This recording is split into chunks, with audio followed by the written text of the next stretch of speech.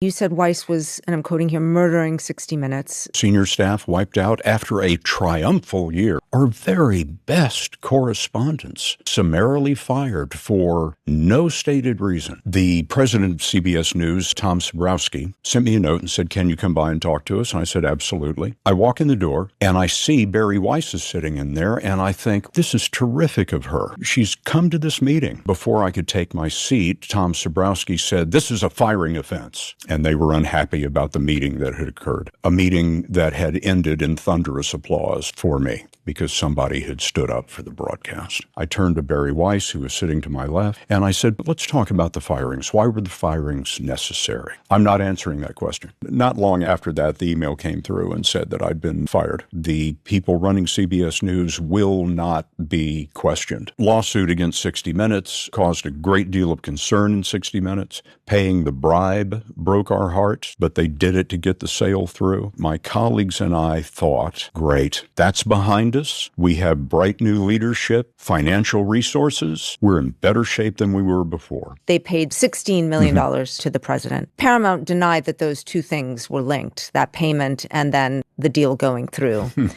Had you lost confidence in the leadership of Shari Redstone? They bribed the president to get the deal done. So, yeah, the first stop Ellison made in his new empire was 60 Minutes. Walks into my office and extends his hand, walked out into our newsroom and made a very nice speech about independence, about how important 60 Minutes was. We were walking on air. We thought a bright new era was coming. Ellison then hires Bari Weiss to run CBS News. The Free Press, which she launched, is generally pro-Israel, bills itself as pushing against what it sees as the mainstream media. I was not familiar with her name. Concerned me was that she had zero television experience. But I thought, David Ellison thinks she's the right person for the job. We are absolutely going to welcome her, listen to her, give her the benefit of the doubt. She has a meeting with senior 60 Minutes staffers. She asked, and I'm quoting, "Why does the country think you're biased?" That is what I've been told by my colleagues who were there, and they were shocked. Uh-oh. What's your metric? Why do you think so? Because we certainly didn't believe that. Making statements that perhaps she couldn't back up, coming into the news division with hardened, preconceived notions. You have now accused Weiss of injecting falsehoods and bias into at least one of your politically sensitive stories. What story are you talking about? My team and I are doing a story about protests in Minneapolis against the ICE crackdown there. 4 hours after our deadline, Bari Weiss sends an email to my boss. "Can we make the protesters look more violent?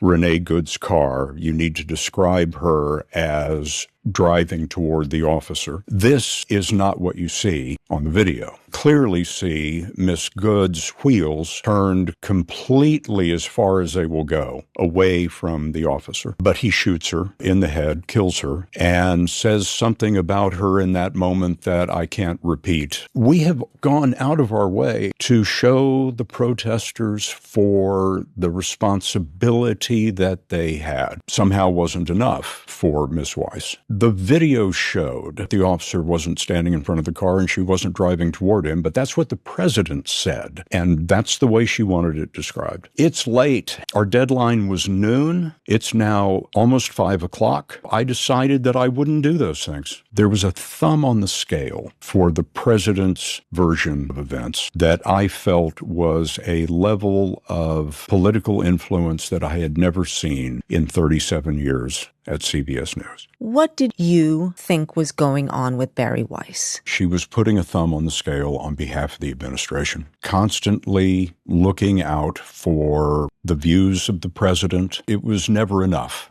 The balance was off. Cecilia Vega, recently fired, also alleged interference. Sharon Alfonsi as well. The inhumanity, breathtaking, complete lack of empathy for anyone who works there. Tanya Simon spent her whole childhood waiting for the call that her father was dead. Get out by 5 o'clock. It's like your spouse being murdered. It's not about me, but the people I leave behind treated in this way breaks my heart. Do you think Bari Weiss needs to be removed? Oh, gosh, yes. It's a terrible fit. There is no democracy without journalism.